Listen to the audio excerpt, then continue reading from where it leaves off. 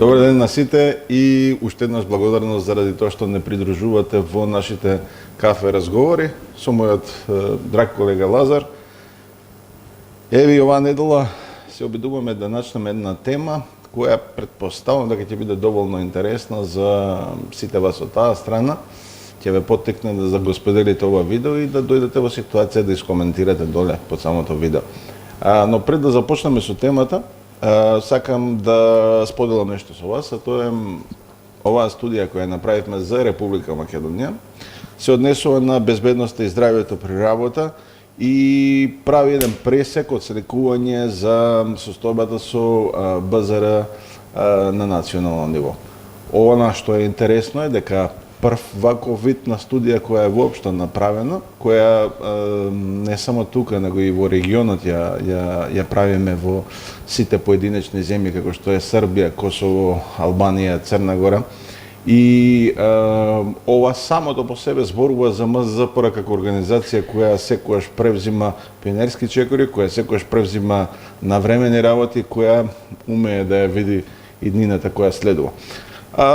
Самиот прирочник, или самата студија, се извинувам, ќе им погодува, тоест ќе им се најде на сите социјални партнери, ќе им се најде на луѓето кои всушност сакат да ги знаат своите минимални права кога станува збор за оваа проблематика, но секако ќе им биде и од голема корист на работодавачите кои доколку сакаат да инвестираат во некоја од овие земји, ќе дојдат во ситуација да од прва рака се запознаат со побарувањата кои се во секоја од земјите. Има и препораки, али да не должам многу, земете, симнете, прочитајте, ќе го добиете линкот доле во самата ова видеопорака, посетувајте ги нашите социјални медиуми и многу повеќе запознајте се со содржината на студиите, научните трудови кои ги произведуваме. Уште еднаш, добар ден. Добар ден. Како си ми денес? Одлично е, поздрав до сите гледачи и до тебе, Милан, одлично. Одлично. Пред се една убава вест да споделам со тебе, поред ова сега што ја зборував, која вчера ја промовиравме во Машинскиот факултет, со авторите авторот Трајчо Велјановски, коавторите професор Чаловска, Јасмина Чаловска, мојата маленкост и морам да ја споменам Славица Јанкова, која всушност е еден од коавторите на оваа студија. Убава вест е дека според анализите кои ги правиме од видеата кои ги продуцираме, секој ден се повеќе и повеќе луѓе ги гледаат. Да. Јас го забележав тоа. Прво, честитки за успешната презентација. Навистина жалам што не бев во можност вчера да дојдам заради веќе закажани. Нема оправдување, готово. Меѓутоа ја прочитав. Ја прочитав целата студија, така да вредна, навистина солидна работа која што останува како трага. Што се однесува до гледаноста, мене ме радува од едноставна причина. Знаеш ли зашто? Бидејќи можеби ова звучи малку нестандардно за нашето општество, меѓутоа она што го правиме ние, не дека сме можеби први во Македонија или во светот, далеку од тоа, луѓе стават на YouTube видеа од разни аспекти, од разни теми и така натаму. Тоа не е нешто непознато, но баш од делот на трудот, на работните односи, делот на безбедноста и здравјето при работа е нешто што барем јас не сум забележал. Сега. Ниту јас. Ова што го правиме нити е, барем јас така влегов во оваа приказка, нити е себе промоција, ниту е нешто да ние сега се етаблираме во јавноста како авторитет или слично. Станува збор за една добра волја, која што крајната цел е да се поттикне одредена свесност во општеството за теми кои што се поврзани со животот, со секојдневието, со работата, со трудот, со безбедноста и здравјето, заштитата при работа. Така да, за мене таа е света цел. И таа мисија е благородна мисија. Нели, и ме радува ако ова што го споделуваш е така, а така е, дека има се поголема гледаност. Особено некои емисии можеби отскокнуваат. Јас се надам дека и оваа ќе биде таква, со оглед на темата која што сакаме да ја дискутираме денеска. Ај вовете малку за тема, да биде јасно зошто ова го правиме. Прво, поканивме денес уште еден соговорник, но заради од Хелсиншкиот комитет, но не можеа да дојдат, бидејќи има некои предходно обврски на кои треба да учествуваат, бидат присутни и така натаму. Темата е новиот закон, старо новиот закон за забрана на дискриминација. Јас накратко го кажав, иначе вие правниците кои ќе ги отфукарите тоа насловите, човек да се изгуби во темата која сака да биде покриена. Зошто? Не затоа што сакам да навлегувам во социјалните аспекти на самиот концепт на заштита од дискриминација, него многу ми е интересно да јас и ти го изанализираме од аспектот на трудот. Зашто експлицитно или јасно овде се назначува дека еден од основите за забрана за дискриминација биде и делот на раса, вера, нели, физички недостаток, делот на сексуална предиспозиција, Пол, род и така. Да. Сега, пред да го направам делов кај што конкретно сакам да ја поврзам целова работа, прво, дали можеме ние да дефинираме што е тоа дискриминација? Секако дека можеме. Добро, бидејќи отвараме тема за дискриминација, само би сакал да кажам дека во оваа област мислам дека можеме авторитативно да разговараме јас и ти, особено на аспект што јас лично и учествував во изготвување на законот во работната група за заштита спречување дискриминација. Тоа беше еден подолг процес кој што започна уште со претходната влада, се заокружи со оваа влада. Работната група беше составена од различни субјекти, актери и од страна на државата и од невладиниот сектор. Јас бев вклучен како експерт на ОПСЕ и како правник во таа смисла, значи да помогнам околу одредени правни решенија, терминологии, но иницијацијата беше предизвикана тоа што заедно со колешката Жанета Поповска сме првите во Македонија кои што го напиша, да кажам, според некој учебникот по антидискриминационо право во Македонија, кој што веќе и се употребува на универзитетот во Штип, додека кај нас на универзитетот на факултетот, на првиот факултет во Скопје е како дополнителна литература и во таа смисла станува збор за една област, за една материја која што е за мене секогаш актуелна, секогаш важна, секогаш битна и работам континуирано на сето ова. Ме праша што е дискриминација. Да. Ние дефинираме со колешката што е дискриминација, меѓутоа со едноставни македонски зборови, секое нееднакво постапување кое што е инспирирано кое што се однесува на одредена основа, на одредена диференцијација и се става одредено лице во однос на друго лице или друга група во нееднаква положба, се смета за дискриминација, вака наопшто кажано. Меѓутоа, не секое нееднакво постапување е дискриминација. За дискриминацијата да не биде јасно за што зборуваме, значи покрај нееднаквото постапување мора да има основ по кој што ние ќе сметаме дали е тоа на пример полот, по основ на пол нееднакво се однесувам кон тебе, затоа што си маж или затоа што си жена, и мора да има компаратор. Компаратор значи јас се однесувам кон тебе нееднакво, за разлика од сите други каде што поинаку се однесувам со нив. И тоа особено е важно во рамките на трудот, бидејќи го спомна трудот. Сега што е карактеристично за трудот и дискриминацијата во трудот? Тоа е особено чувствителна област, особено важна тема и многу честа во македонски рамки. Според статистиката на Комисијата за спречување од дискриминација, станува збор за најфреквентна област каде што се врши дискриминација. Работните односи во Македонија се број 1, numero 1, што ви рекле, област каде што имаме дискриминација, барем според преставките кои што се дадени до дискриминацијата, а слични се и во однос на народниот правобранител, каде што луѓето бараат заштита по основа на дискриминација. Претпоставам дека највеќе доаѓаат од државни институции. Па доаѓаат и од државни и од приватни, не е баш. Сакам, знаеш зашто овој вовед или ова објаснување го правиме заради тоа што се навратам дури на првата емисија. Најчесто не се случува да употребуваме зборови кои не ги разбираме.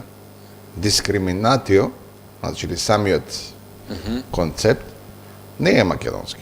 Не потекнува од овие простори, него едноставно го увезуваме и се обидуваме да си ја трескаме главата, да си го толкуваме како сакам. Затоа тебе те прашувам. Човек кој работел, кој е во оваа проблематика, да буквално објасниш како мене, така и на другите, што значи тоа дискриминација. Мораме прво тоа да го утврдиме за да преидеме понатаму, затоа што во општеството како што е македонското ние имаме премногу форми кои всушност би влегле во таа категорија, ама не влегуваат. Една од тие е, да кажеме, на позитивна дискриминација за вработување по, да кажеме, по етнички клучи.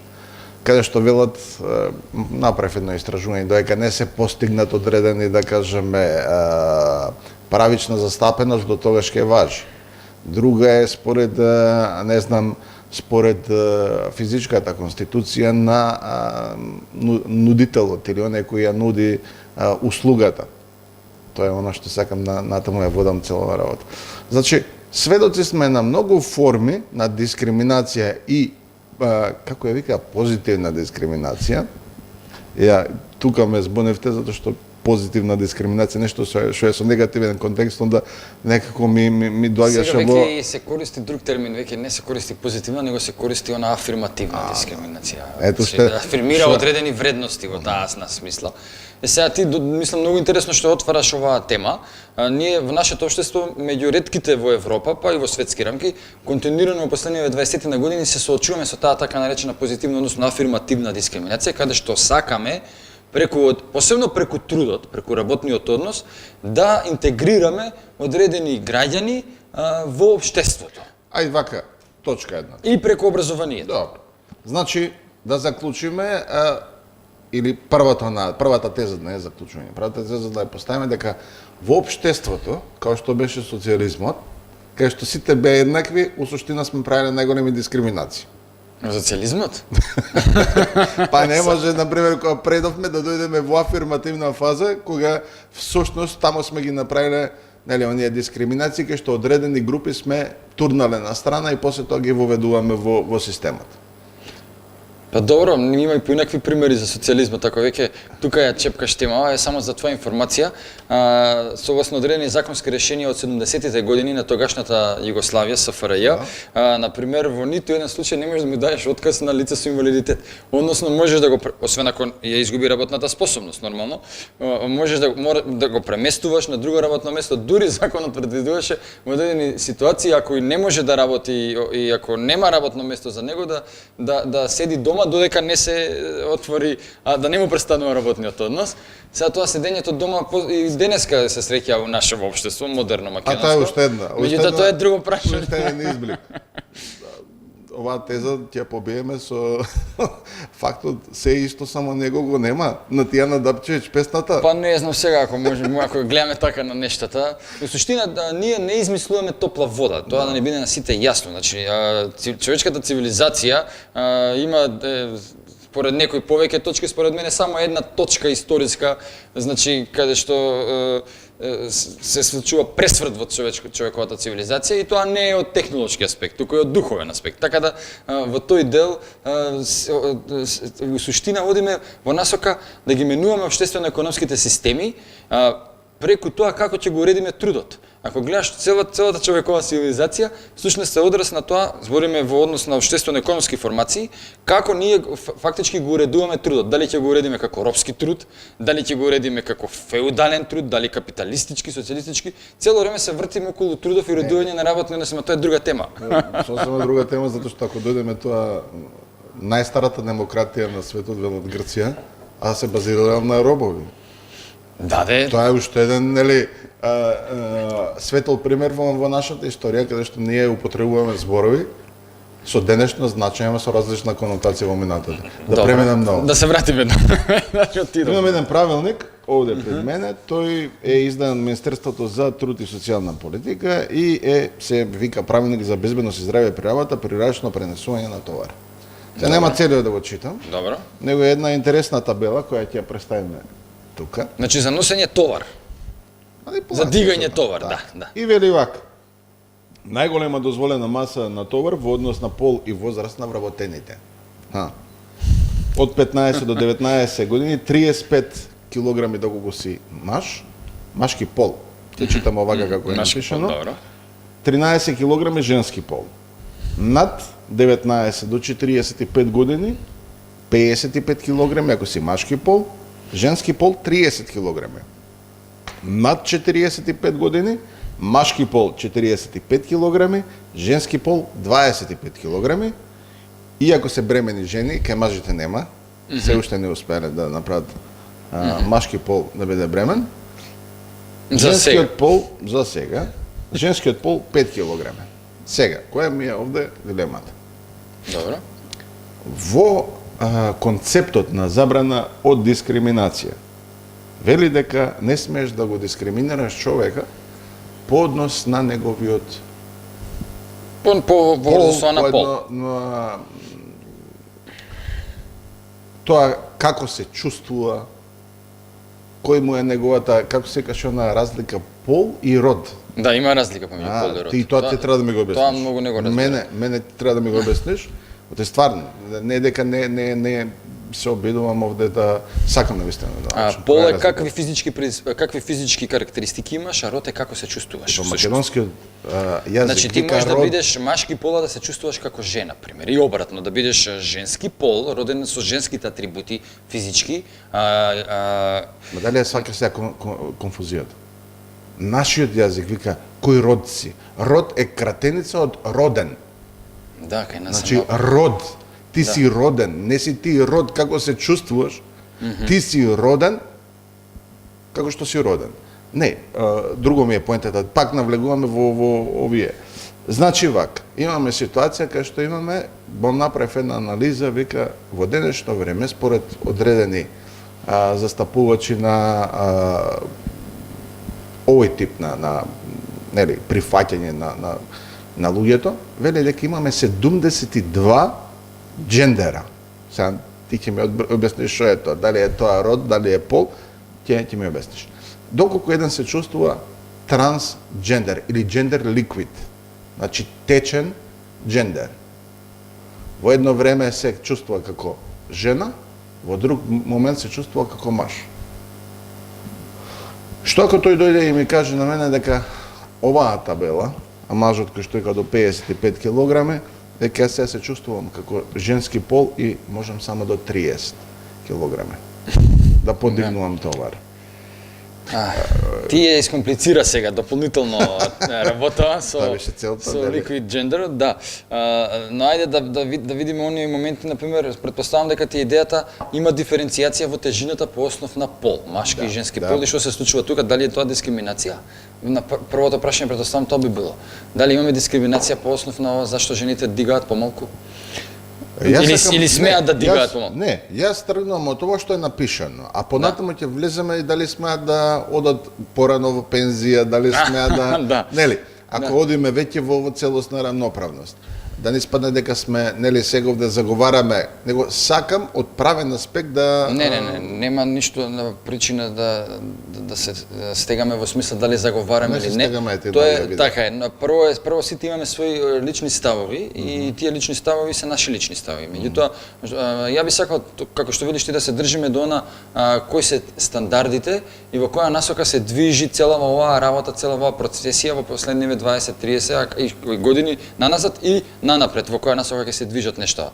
Во однос на трудот, кога зборуваме за еднаквост или за спротивно од еднаквост за дискриминација, тогаш работите малку ни се мешаат, односно малку ни се прави една интересна манџичка која што има разни елементи и многу луѓе кои што не се добри кулинари, не се добри кувари, не можат да разберат зашто ставаме сега ова, зашто го мачкаме месото со нешто друго, а не требало така да се мачка.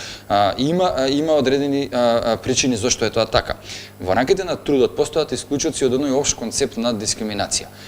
во трудот се уште се прави на диференцијација во наводници зборувам помеѓу машки и женски Биологија, труд, значи. биолошки, токму од аспект еве како што и самиот го читаш актуелниот правилник е даден пред нас стои, каде што имаме гледаш и самиот разлика помеѓу тоа кој колку може да дига.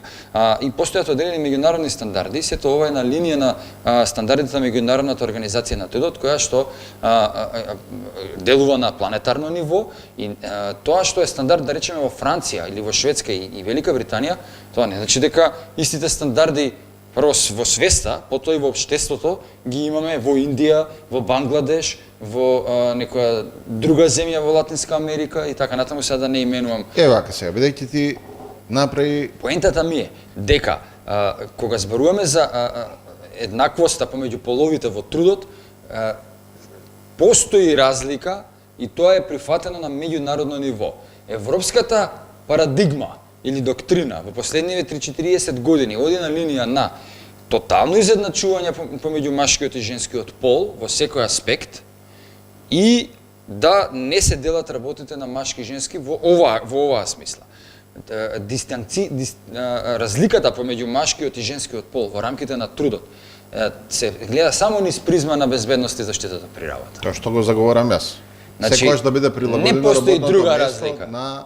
Друга разлика немаме друга. Немаме за плати, немаме за во однос на вработување и така натаму. Меѓутоа во однос на безбедноста и заштитата при работа, како што и го читаш правилникот, и ова не е само во Македонија, ова го има низ најголемиот број на земји низ светот. Тоа се така и директиви и стандарди на МОД, каде што се и согласно упатствата и стандардите на Светската здравствена организација се оди на линија дека сепак машкиот пол физички има одредени предиспозиции, а женскиот пол има физички други предиспозиции, кои што предиспозиции даваат одредена рамка во кој дел како да се штитат на работно место, бидејќи нема работно место кое што нема одреден ризик. Дури и ова седење наше сега овде има ризик. Да, ама еве вака. Дали, доколку како јас, како работодавач, земјам во улога на работодавач сега, дојде вработен, кој што е има за задача да го премести, да кажем, на кој што е джендер ликвид, сега што би правил ти? блокот на цигли од тамо вамо. Вели дека 55 кг се наоѓа во возраст од 19 до 45, да. Вели дека максимум 55 кг. Дали јас, доколку му ја дадам таа задача, и во одреден момент, користејќи го Законот за заштита од дискриминација, ми рече, јас сум тековен пол. Се чувствувам како жена моментов. Во моментов се чувствувам како жена. Значи е возможно и тоа, да се чувствуваш како жена, па да се чувствуваш како маж. Јас максимум што можам да подигнам е 30 кг. Пред работодавачот тогаш тој се испречува два предизвика. Прво треба да утврди дали вработениот манипулира со него. Тоа е прво што ќе дојде, бидејќи ако тоа го нема претходно пријавено, ако во дадениот момент кога е на работна задача, Ама не можеш ти тоа да го ставиш во прашање дали претходно го има. Сега. Јас се чувствувам, така. Јас се чувствувам, чувства се во прашање, не е работа дека ние претходно утврдуваме, ние ги праќаме на систематски. Ама јас го зборувам овој конкретен пример. Не дека знам дека Ово е екстремен пример. Во екстремите се е обидуваме крајност. затоа да биде и поинтересно. Значи, Екстремите ги ако он чачкаме. константно се шалта машко-женско, Цело време. Нормално е да работодавачот помисли дали е сега прво тоа нормално. Работодавачот не мора да значи дека е психијатар, психолог или Не може, ама тоа е сега, за да може консултира тие стручно некои лице. внатрешни процеси кај човекот да ги препознава и на еден друг на едно повисоко ниво да ги абсорбира.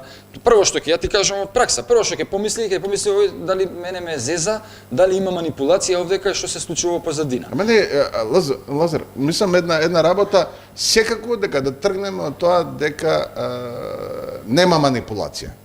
Да тргнеме од тоа дека нема манипулација, него дека едноставно човекот доаѓа во ситуација и вели следно. Значи, тоа е иницијалната каписла. Ако нема манипулација? Не, само вака. Во рудник, тој што се симнал во јама, знаеш дека е забрането за жени да се симнат во јама, да работат ко рудари. Значи, тој се симнал во јама и човеков доаѓа во ситуација, заради законот може да се изрази. Кажува, јас сум жена. И вели, женски пол. Не жена, него женски пол. Врз основа на тоа, доаѓа во ситуација, побара преместување. Сега втората наставакот, тоа да кажеме дека е токму тоа што тој го зборува, таа го зборува. Доаѓаме во ситуација дека гледајќи го начинот на кој тој се спасил, доаѓаме во ситуација дека останатите кои ја гледаат можноста, опортуноста и викаат и ние сме исто. Сакаме и ние во администрација. Го кажувам како апсурден пример, не е апсурден, многу е реален, ќе ти кажам вистински пример од минатата недела, иако не е врзано за пол, за нешто друго е за националност, ама вистински пример е. Тоа е одлично. И актуелен спор е моментално во Тетово или во Гостивар, ама ајде за кратко само на ова за половата веќе диференцијација. Значи, ако некој така се чувствува и не станува збор за изигрување, за мангупски моменти или слично. Ама тоа е понатаму утврдување. Не може да во моментот не може да утврдиме дали е тоа така. Тогаш работодавачот треба тоа лице да го зависи, ако ти го спомна примерот со рудар, тогаш законот е јасен, ако он се чувствува како женски пол, прашање е дали прво се постави на друго прашање, дали без разлика на тоа он ќе може да работи и дали има силата како маж. Он може да се чувствува како жена, меѓутоа може физички да биде посилен од многу други мажи кои што се можеби на негова возраст или помлади, ме разбираш? Значи сега тука ќе се отвори една дискусија, едно прашање. Второто што ќе се една друга, пред да продолжиш. Ако не може да работи, има и представа дека работодавачот за да направи профит мора да направи додадена вредност. Ако он се занимава со работи кои у суштина треба да го стопираат процесот на производство, кај што у суштина потенцијално ќе треба да се префокусира од една работа која му е производство во социјални аспекти, а тоа е, да кажеме, занимавање со чувства, тогаш ние доаѓаме во една ситуација кај што нема додадена вредност, нема профит, нема плата. Тоа ти го кажам. Извините, прекинав дека само продолжи во однос на ова што го кажуваше, кога треба да му излезе пресек. Првата ситуација е дали тоа лице без разлика како се чувствува, ако е за рудар, екстремниот пример, а се чувствува како жена, вели законот дека жените се забранува работа на жени под земја. Значи не се во рудник, него под земја, рудници има и надземни копови, до оние кои што се инженери. Ме разбираш, мислам за тоа алудира. Значи ако е под земја, да речеме некој од рудници во Источна Македонија или слично, тогаш треба да се види дали он може без разлика на тоа успешно да ги изврши работните задачи. Тоа е првиот прашање. Вториот прашање е ако он смета дека не може, дека треба да ужива заштитата, тоа што работодавачот треба да го тргне од тоа работно место. Меѓутоа што се случува сега е гледам правната рамка. Во Законот за работни односи нема институт за распоредување и прераспоредување, бидејќи тоа е стопанство, не е јавен сектор, збориме само за стопанството, тогаш тој ќе треба да му понуди нов договор за вработување кој што во себе ќе вклучува и работно место друго, во администрација или слично нешто или комерција и така натаму. И прво е дали воопшто го има тоа работно место, ме разбираш? На крајот на денот има опции работодавачот, ако смета дека ова лице не е во можност да ги извршува работните задачи заради половата диференцијација, затоа што се чувствува и живее како друг пол, како жена во конкретниот случај, тогаш може дури да му даде и отказ, бидејќи не ќе може да ги извршува работните задачи. Ако нема каде да му понуди нов договор за вработување, може да му даде отказ од деловни причини. Ме смеќаш, може да му даде отказ во смисла да бидејќи вработениот во таа ситуација не може да ги извршува работните задачи, законот го штити како жена. Како жена не може да работи под земја во конкретниот случај, но тоа е екстремен случај. Во други ситуации, каде што не е ваква, каде што не е под земја, каде што еве еден маж се чувствува како жена, може да му даде, да му понуди со нов договор за вработување, односно може дури и анекс на договор за вработување, да му понуди друго работно место во рамките на самата компанија. Тоа не ми е спорно. Тоа е легитимно. Јас те ви го кажам, онај вториот наставакот, тоа е дека другите кои ќе ја видат можноста. Сега доаѓаме до тој дел. Да дојдат во ситуација. Еве ти го примерот вистински. За една работа, она што сакаше да го кажеш во друга сфера за националност. Тоа сака да го кажам. Тоа, добро. Значи се пратиме, да. Сега, токму ова што го даш како поента, еве ти го вистински пример од животот, од реалноста. Се отвара оглас во јавен сектор. Во Тетово, ако не се лажам, каде што согласно ти што ја спомна таа позитивна недискриминација, него афирмативните мерки за вработување на граѓани од Македонија кои што се од другите етнички заедници и кои што не се македонски етнички заедници, каде што има над 20% од другите етнички заедници. И тоа има согласно програмата на владата, се отвараат работни места за албанци, за турци, за роми, за србин, например 3 за албанци, еден за турчин, работно место за турска националност и една за пример за ромска националност и конкурираат лица кои што се од тие заедници во Македонија. И сега се случува во пракса еден многу интересен момент да определено лице за кое што сметаат дека е македонска националност си конкурира на работното место и во рамките на самата пријава, апликација за согласно условите да си се пише албанец. Тоа е. И ги има сите карактеристики. И ги има сите права. И ги има најдобрите, да речам, базични предпоставки да го добие тоа работно место, дипломи, искуства и така натаму, значи, и го добива тоа работно место и се создава сега една друга обратна ситуација, како што порано се роми, турци се праве албанци и така натаму за да нели влезат во да се вработат. Сега имаме многу интересен случај со македонеци. Мене ми доаѓаат пријатели албанци и ми викаат: професоре, ние го знаеме тој Стојчевски пример, разбираш, кој што ние знаеме дека е македонец. Он тука манипулира. И сега многу е тешко да се одговори дали он манипулира или не. Чекај, имаме го собрание. Затоа како лично се чувствува тој може да се чувствува за албанец. Така е. Без разлика дали се вика Трајче, Мирко, Стојче, Лупчо, Бранко, Лазар, Милан, тој се чувствува како албанец и се пишал дека е албанец, но на пописот може ги се пише пак како албанец. Тоа си е негово уставно и универзално човеково право. Дали може овде, заради должината на емисијата, гледам дека е интересно, че мене ми се наведуваат ношто на прашање, дори овој, нели... Има судски спор во моментов, сега судски спор има. Дали може да заклучиме дека ова е непозната територија за македонското трудово право или не, ќе се коригирам, не трудово право, него трудова реалност. Значи, она што работодавачите и работниците доправа ќе го искусуваат како еден вид на самото лице место да треба да се справуваат со овие работи. Не велам дека ќе има голем број, да не е се погрешно разбереме, но ќе има случаи кои суштина ќе ги полнат вестниците, ќе доаѓаат во ситуација да бидат интересни и така натаму. Да. Значи, она што е препорака, можеби од тука е еден водич да се направи од страна на експерти како тебе и како оние што се залагат. Стандардни оперативни процедури. Како да се постави оваква ситуација? Баш буквално затоа што мене би ми помогнало. Искрено. Мене би ми помогнало да се ставам во улога на работодавач. Не заради тоа што прво настапувам како човек без предрасуди. Второ, и кога зборуваме за предрасуди кои сум ги добил како сет, нели, аплодиран биос уште време на развиток и раз, се обидувам со отворен ум да пристапувам кон секоја работа. Затоа и темава е начнав не заради друго, него затоа што се обидувам да се ставам на двете страни, затоа што најтрагично би било за нашето и така кревко општество да го надополнуваме со тензии, со ситуации кои на дневна основа ќе ги фрустрираат луѓето и нема да прават она што го рековме во началото на заштитата при работа, да го прилагодуваме работното место на човекот. Да, ја би се сложил со тебе на крај ако привршуваме со оваа емисија денеска, ви сакам само да упатаме напел.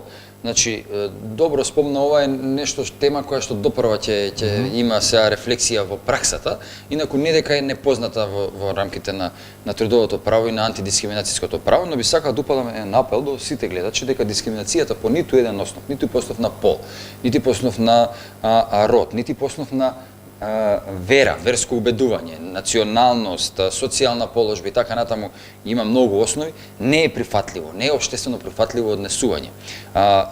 Истото треба да се препознава, да не се гледат стереотипи, да не се гледат фрустрации на таа основа, да се препознава, да се превенира и да се наоѓаат решенија кои што ќе помагаат да општеството има интеграцијска моќ, а не да има диспрезивна, односно сила која што ќе ги отфрла одредени индивидуи да се чувствуваат како да не припаѓаат овде во оваа земја, во овој град, во оваа средина, на оваа планета. Ме разбираш, така да во тој дел ние треба сите да вработиме, треба малце повеќе да имаме љубов, меѓутоа љубовта која што и емпатичноста кон другата индивидуа треба да биде изградена на здрава основа, а тоа е да знаеме ние прво кои сме и што сме и на што стоиме. Дали стоиме на карпа или стоиме на жив песок. Ако ние стоиме на карпак, многу по-здраво ќе ги решаваме другите предизвици со кои што се соочуваме и како индивидуи, но и како општество. Ова е предизвик со кој што се соочуваме и како индивидуи и како општество, да знаеш. И се уште ги немаме капацитетите да одговориме во полн обем, во полната убавина на решавање на проблемот. Се уште се бориме со некои одредени ситуации, стереотипи и така натаму. А дека ќе има многу примери, нема да има се уште, тоа е само мое лично мислење, затоа што се уште кај нас општеството е обременето со голем број на стереотипи. Дали е по основ на полова определеност, дали е по основа на верско убедување, дали е по основа на, не знам, социјален статус, имаме одредени работи. Меѓутоа, во трудот и во работните односи, дискриминацијата е фатална и може да значи буквално уништување на одредени човечки животи, ако се спроведува. Може да значи да не се вработи некој, да не може да се обезбеди екзистенција парче леп, само заради тоа што некој или некоја група има одредени предрасуди и стереотипи во однос на некое прашање, односно некоја дискриминаторска основа. Многу е чувствително ова нешто. Повети ова за втората тема која треба да отвориме, кога група во суштина се стреми кон поединец, тоа се вика мобирањето, како има закон. Мобингот, да. Океј. Повторно. Доколку ви се допаѓа, кликнете лајкче, претплатете се на каналов, посетете ги нашите социјални медиуми, симнете студијата за безбедност и здравје при работа, студија Македонија, и коментирајте.